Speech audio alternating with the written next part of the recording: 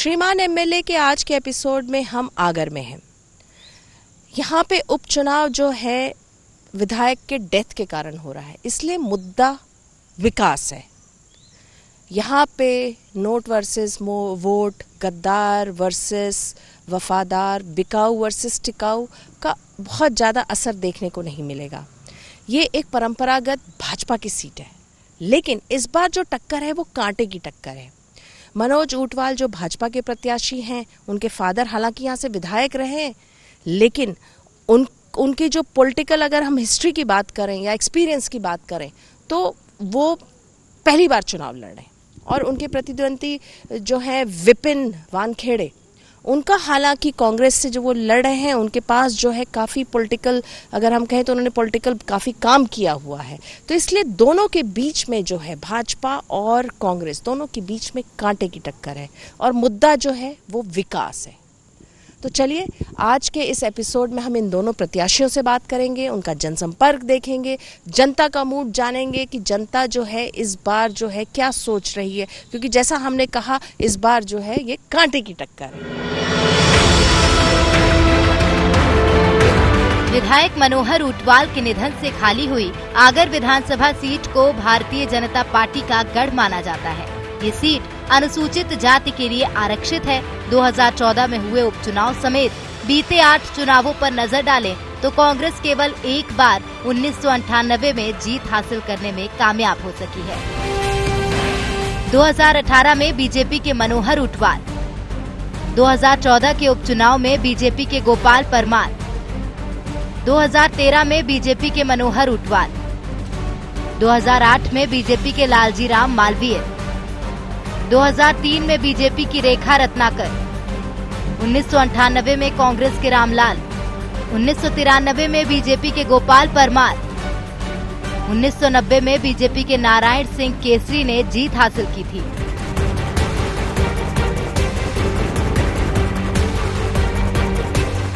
क्षेत्र में प्रमुख मुद्दा फसल बीमा और भावांतर है। फसलों का प्रीमियम देने के बाद क्लेम न मिलने से किसानों में आक्रोश है। इसके अलावा रोजगार और विकास भी जनता की बड़ी समस्याओं में से एक है। जातिगत समीकरणों की बात करें तो क्षेत्र में अनुसूचित जाति वर्ग के अंतर्गत मुख्य रूप से बलाई और मेघवाल मतदाता हैं। खटीक, बैरवा और वाल्मीकि समाज का भी क्षेत्र में प्रभाव है। सौंधिया समाज और बाद के क्रम में यादव के साथ ही मुस्लिम और अन्य पिछड़ा वर्ग में शामिल जातियों के मतदाताओं की भूमिका भी अहम रहती है। इस बार के उपचुनाव में कांग्रेस ने यहां विपिन वानखेड़े को अपना प्रत्याशी बनाया है। भाजपा की ओर से दिवंगत विधायक मनोहर ऊंटवाल के बेटे मनोज ऊंटवाल को उतारा गया है। आइए अब जान लेते हैं इन उम्मीदवारों को लेकर आम जनता का क्या कहना है। चलिए जानते हैं, पूछते हैं कि जनता क्या सोच रही, क्या कहेंगे आप, किस तरह का यहाँ पे चुनाव का माहौल है? मामा के देंगे हम दहेल के। मामा को वोट देंगे? मामा को। जी हाँ, सभी मामा को देने के लिए। मामा को दोगे? क्यों मामा को? क्यों? कुछ भी हो, काम अच्छा है मामा जी का, उनको ही देंगे हम तो। काम अच्छा है? कौन सा काम अच्छा है? सभी काम अच्छा है, जो भी होता है वो अच्छा करते हैं। उनकी ये है, जीतो या नहीं जीतो उसको ही देंगे वोट, मामा को ही। हाँ, उसको ही देंगे वोट हम तो। चलिए आप लोग क्या कहेंगे? वो भी फूल पे डालते बीजेपी, कमल पे डालते हो? कमल पे, मामा में डालते हम। मामा। चलिए यहाँ पूछते हैं और लोगों से, क्या कहोगे आप क्या कहोगे? भारतीय जनता पार्टी को जिताने के लिए आए। फूल को ही देंगे। फूल को दोगे? फूल को देंगे। ठीक। तो आपने देखा यहाँ पे जो माहौल है किस तरह का जो है, जनता का मन में ये है कि उनको वोट मामा को देना है, कमल को देना है। क्योंकि काम भाजपा ने किया हुआ है। चलिए जानते हैं कि आगर की जनता का मूड क्या है इस बार उपचुनाव में, क्या कहेंगे, क्या मुद्दे हैं? आगर जिले में यहाँ पे बहुत सारे मुद्दे हैं। रोड नहीं है और एक अपने जो उज्जैन चौली हाईवे, उसके लिए भी कुछ भी नहीं हो पाया है।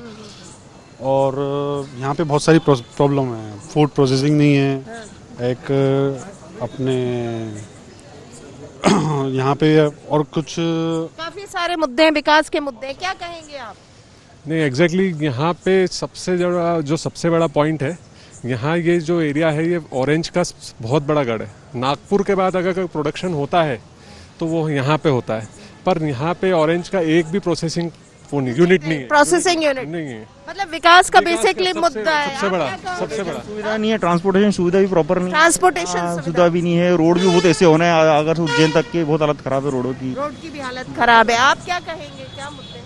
जी मैम, यहाँ का जो इंडस्ट्रियल एरिया कॉरिडोर डेवलप होना था उसमें भी अभी तक बहुत स्लो काम चल रहा है। उस दिशा में भी यहाँ बेरोजगारी की भी प्रॉब्लम है। भाई रेलवे यूनिट भी नहीं जुड़ा हुआ है।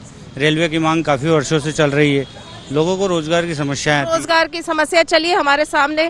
तो आपने देखा कि यहाँ पे जो है बेसिक जो मुद्दा है, जो पब्लिक कह रही है, यहाँ पे विकास का मुद्दा है, और कहीं ना कहीं जो है वो जो प्रत्याशी विकास के मुद्दे पे बात करेगा उसको जो है उसकी जीत सुनिश्चित है।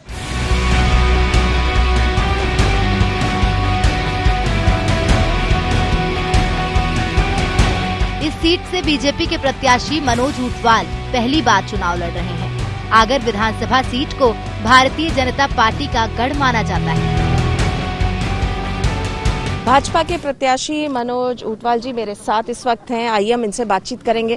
क्या लग रहा है, आगर में जो चुनाव हो रहे हैं ये जो है अप्रत्याशित नहीं है, मतलब यहाँ पे आपके फादर की असमय मृत्यु हुई उसके कारण है, तो क्या मुद्दे यहाँ पे है, किस मुद्दों के साथ आप जनता के पास जा रहे हैं?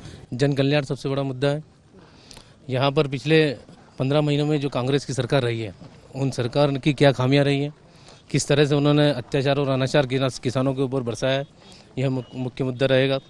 हमारे मुख्यमंत्री शिवराज सिंह जी चौहान की जन कल्याणकारी योजना, उनके 15 सालों के विकास, ये मुख्य रूप से अहम मुद्दे रहेंगे। आपने एक बात कही कि यहाँ के जो विधायक थे, जो कांग्रेस से नहीं थे विधायक, बट उन्होंने बहुत कांग्रेस के रेजिम में जो 15 महीने का उनका जो रेजिम था उसमें उन्होंने बहुत पब्लिक पे अत्याचार किया, तो क्या वो चीज जो है आपको इस वक्त मदद करेगी इस उपचुनाव में? बिल्कुल मदद करेगी। उनका साफ चेहरा जनता के सामने आ गया है। पहले चुनाव के पहले क्या थे, चुनाव के बाद में क्या है। कहीं पर भी अतिक्रमण तोड़ने की बात नहीं थी। गए जबरदस्ती मकान तोड़े, दुकानें तोड़ी, सरपंचों के ऊपर जांच कराई, देखते थे भारतीय जनता पार्टी के कार्यकर्ताओं पर, प्रतिनिधि पर द्वेषतापूर्वक कार्रवाई करवाते थे, सत्ता का दुरुपयोग करते थे। वो चेहरा जनता के बीच में आ गया है और इसका परिणाम उनको भुगतना पड़ेगा। अच्छा, आप जो है आप पहली बार चुनाव लड़ रहे हैं। कई लोग ये भी कहते हैं, आपके ऊपर आपके जो विरोधी है वो ये कहते हैं कि आपको पॉलिटिकल जो है बहुत ज़्यादा एक्सपीरियंस नहीं है, पॉलिटिकल ज्ञान नहीं है। क्या ये चीज़ आपको लगता है चुनाव में आपको दिक्कत करेगी? देखिए, पहले तो मैं आपको ये बता दूं कि भारतीय जनता पार्टी ने मुझे उम्मीदवार जरूर घोषित किया है, लेकिन चुनाव में अकेला नहीं लड़ रहा हूँ। मेरे साथ यहाँ पर 305 मतदान केंद्रों के कार्यकर्ता, हमारे पूरा संगठन से लेकर प्रदेश नेतृत्व, शीर्ष नेतृत्व, सभी मिलकर ये चुनाव लड़ रहे हैं, जहाँ ज्ञान और अनुभव कांग्रेस से कई गुना ज़्यादा है इनका, और हम बहुत अच्छे मतों से विजय हासिल करेंगे। यही तो कह रहे हैं कांग्रेस कह रही है कि कांग्रेस का प्रत्याशी, और यहाँ पे भाजपा चुनाव लड़ रही है, आप नहीं लड़ रहे हो, भाजपा लड़ रही है। यही तो जी बिल्कुल सही कह रहे हैं। मैं भी यही कह रहा हूँ, यहाँ भाजपा ही चुनाव लड़ रही है।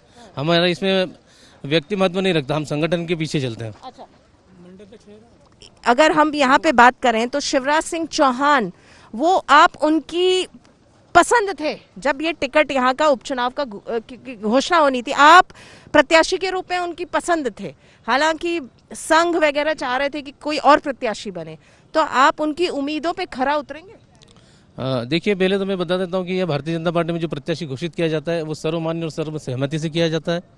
यहाँ पर किसी भी एक व्यक्ति के चाहने से प्रत्याशी घोषित नहीं होता है। दूसरी चीज़, खरा उतरने के लिए मैं आपको बताना चाहता हूँ कि मेरे पिताजी पिछले 30 सालों से लगातार पदों पर रहे हैं। उन्होंने अनेक चुनाव, 5 लोग विधानसभा चुनाव जीते हैं, सांसद के चुनाव जीते हैं, संगठन में प्रदेश महामंत्री तक काम किया है। उन्हीं का बेटा हूँ, उन्हीं के संस्कार मुझ में है, भारतीय जनता पार्टी के संस्कार हैं। जरूर ही जनता की सेवा में हम पीछे नहीं हटेंगे। जितनी हमें सेवा करनी चाहिए उससे दुगनी 4 गुना ज़्यादा हम सेवा करके रहेंगे, और आने वाले समय में भारतीय जनता पार्टी के हर प्रत्येक कार्यकर्ता मेरे साथ मजबूती से खड़ा है। जनता परिणाम दिखाएगी 10 तारीख को, और कांग्रेस को ज्ञान होगा कि किसके पास कितना ज्ञान है। लेकिन अभी जो कांग्रेस जिस तरह से दावे कर रही है कि 28 में से जो है उसको मैक्सिमम सीट्स मिलेगी, कमलनाथ जी दोबारा से मुख्यमंत्री बनेंगे और जो यहाँ के जो 22 विधायक जो जिनको कि गद्दार की वो श्रेणी में ले आते हैं उसका जो है जनता उनको जवाब देगी, तो ऐसे में आप क्या सोच रहे हैं? देखिए, मैं तो एक लाइन में कहूँगा कि 28 की 28 सीटें भारतीय जनता पार्टी जीत रही है। इनके खोखले वादे हैं, 2018 में जनता इनको बहुत अच्छे से समझ चुकी है। ये 1-2 सीट जीत जाए बहुत बड़ी बात होती है इनके लिए। मुझे लग रहा है कि मुझे जो विश्वास है पूरी 28 सीटें भारतीय जनता पार्टी प्रचंड बहुमतों से जीत रही है। IND 24 से बातचीत करने का बहुत बहुत शुक्रिया। तो ये थे मनोज ओटवाल। तो आपने सुना कि वो उनका मानना है कि यहाँ पे जो है मुद्दा जो है वो विकास है और कांग्रेस का जो 15 महीने का रेजीम था उसमें जिस तरह से अत्याचार हुए और जिस तरह से जो है अतिक्रमण के नाम पे कई दुकान कई घरों को तोड़ा गया, उससे जो जनता में रोष है वो सब जो है बीजेपी को फायदा दिलाएगा इस उपचुनाव में। और उनका ये भी मानना है कि भाजपा में केवल कैंडिडेट चुनाव नहीं लड़ता है, पूरी पार्टी जो है साथ चुनाव लड़ती है और उनका मानना है कि पूरी पार्टी उनके साथ है तो वो उनकी उम्मीदों में खरे उतरेंगे। कांग्रेस के विपिन वानखेड़े दूसरी बार इस सीट से चुनाव लड़ रहे हैं। बीते चुनाव में विपिन वानखेड़े को 89,656 मत मिले थे, जबकि बीजेपी के मनोहर ऊंटवाल को 82,146 मत प्राप्त हुए थे। हालांकि जीत हार का अंतर मात्र 2,490 मत का था। यही कम अंतर बीजेपी की चिंता और कांग्रेस की उम्मीद बना हुआ है। कांग्रेस के प्रत्याशी विपिन वानखेड़े जी इस वक्त हमारे साथ हैं, आइए हम उनसे बातचीत करते हैं। क्या कहेंगे आप, इस बार चुनाव का क्या माहौल है, क्या मुद्दे हैं? माहौल कांग्रेस के पक्ष में है और सबसे बड़ा मुद्दा है 15 साल बनाम 15 महीने। 15 साल एक तरफ भारतीय जनता पार्टी की सरकार है जिसने किसानों को ठगा, किसानों ने भारतीय जनता पार्टी के कार्यकाल में अपने आप को प्रताड़ित महसूस किया, और दूसरी तरफ 15 महीने की कमलनाथ जी की कांग्रेस की सरकार है जिसमें किसानों को की कर्जा माफ़ी हुई, किसानों को बम्पर मुआवजा मिला, गांव-गांव में गौशालाएं बनी, किसानों के लिए जल प्रदाय जैसी महत्वपूर्ण योजनाएं आई, फसल का दाम अच्छा मिला, मंडी में नगद भुगतान हुआ, दूध का भाव अच्छा मिला, बिजली के बिल कम आए। ऐसे तमाम काम हैं जो कि किसान ने महसूस किया है, जिसका सीधा सीधा फायदा किसान को मिला है, और इसीलिए चुनाव 15 साल बनाम 15 महीने का। आप बात कर रहे हैं 15 साल बनाम 15 महीने, तो यहाँ की जब जनता से हमने बात की तो वो बताते हैं आपका जो रवैया रहा है 15 महीने में, आपने जो है कई निर्दोष लोगों के जो है अतिक्रमण के नाम पे उनके घर दुकान वगैरह सब गिरा दिया, तो वो चीज़ का रोष जनता के बीच में, तो उसको कैसे आप फेस करेंगे? देखिए, मैं आपको बताना चाहता हूँ कि पूरे मध्य प्रदेश को, पूरे देश को ये बात मालूम है कि कमलनाथ जी ने माफिया के खिलाफ मुहिम चलाई थी, उस मुहिम के चलते जहां पर अवैध अतिक्रमण थे उसको लेकर कार्रवाई हुई है। तो ये कोई ऐसी बात नहीं है कि किसी को व्यक्तिगत रूप से टारगेट किया गया हो या फिर गलत तरीके से कोई कार्रवाई की गई हो। अगर कहीं पर कोई अवैध निर्माण था तो वो एक मुहिम के तहत पूरे मध्य प्रदेश में, ऐसा नहीं कि सिर्फ आगर में, पूरे मध्य प्रदेश में मुहिम के तहत कार्रवाइयाँ हुई है और ये सभी को मालूम है। तो इसमें कोई ऐसी बात नहीं है कि कोई गलत काम किया गया है। और कमलनाथ जी ने जो माफिया के खिलाफ अभियान चलाया उसमें बड़े बड़े माफिया को कमलनाथ जी ने जेल की सलाखों के पीछे भेजा, ये बात सबको मालूम है और जनता इससे खुश है। अभी अगर हम देखें तो आगर में एकदम, अगर हम कहें तो आप दोनों जो प्रत्याशी है बीजेपी कांग्रेस दोनों जो है यंग हैं, 35 से कम उम्र के हैं, तो किस तरह का आप लोग युवाओं को कैसे आप लोग अपने उसमें कर रहे हैं? आप लोग युवाओं के लिए क्या लेकर आ रहे हैं? देखिए, युवा 2 प्रकार के होते हैं। एक युवा तो वो है जो वाकई में ज़मीन से उठकर आया है और जिसने संघर्ष किया है, जो जनता की दिल की बात समझता है, जनता की भावना समझता है और युवाओं की आवाज़ समझता है। और दूसरा युवा वो है जो एक नेता पुत्र है। तो ये एक मूलभूत अंतर है और युवाओं के लिए यहाँ पर बहुत कुछ करने की आवश्यकता है। आगर जिला मूलभूत सुविधाओं के लिए तरस रहा है। आगर में अगर हम बात करें युवाओं के लिए शिक्षा की, तो आज भी आगर पूरे ज़िले में एक इंजीनियरिंग कॉलेज तक भी नहीं है। अगर हम बात करें आगर में रोज़गार की, तो आगर में रोजगार के नाम पर ज़ीरो ऑप्शन है। आगर में अगर हम प्रयास करें कि एक पोस्ट ग्रेजुएट किए हुए छात्र को, युवा को अगर हमें रोजगार दिलाना हो तो यहाँ पर रोजगार के नाम पर कुछ भी नहीं है।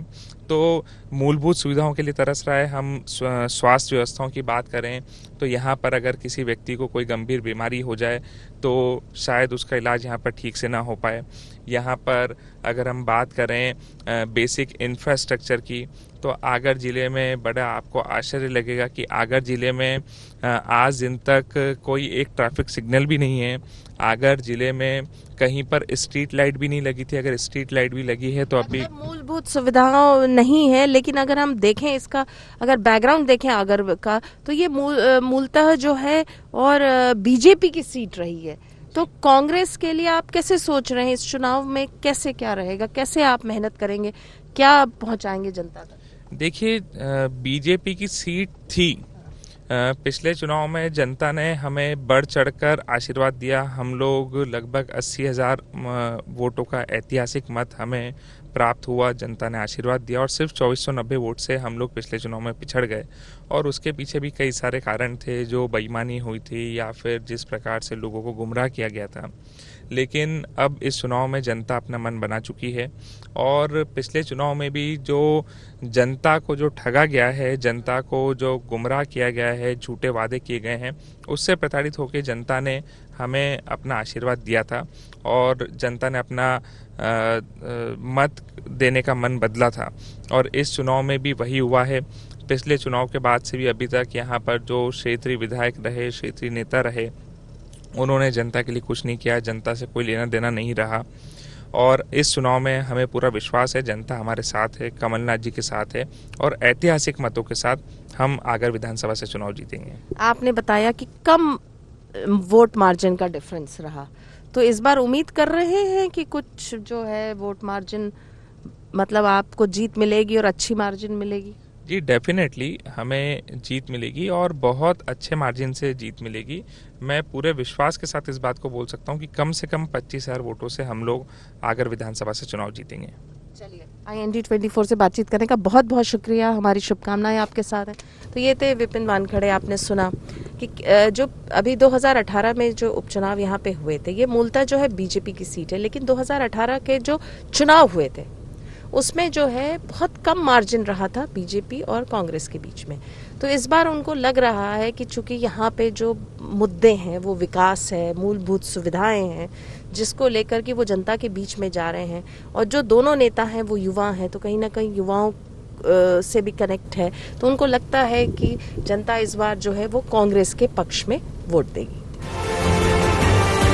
बीमारी के चलते विधायक मनोहर ऊंटवाल का जनवरी 2020 में निधन हुआ था। इसके बाद से ही क्षेत्र में कांग्रेस सक्रिय हो गई थी और विभिन्न गतिविधियों के माध्यम से मतदाताओं से जुड़ने की कवायद शुरू कर दी थी। मुख्यमंत्री रहते कमलनाथ आगर में और अब पूर्व मुख्यमंत्री के रूप में बड़ौद में विपिन वानखेड़े के समर्थन में सभा कर चुके हैं। इसी प्रकार बीजेपी के लिए मुख्यमंत्री शिवराज सिंह चौहान कई बार आगर का दौरा कर चुके हैं। ऐसे में आगर विधानसभा सीट पर चुनावी समीकरण दिलचस्प बनते नजर आ रहा है।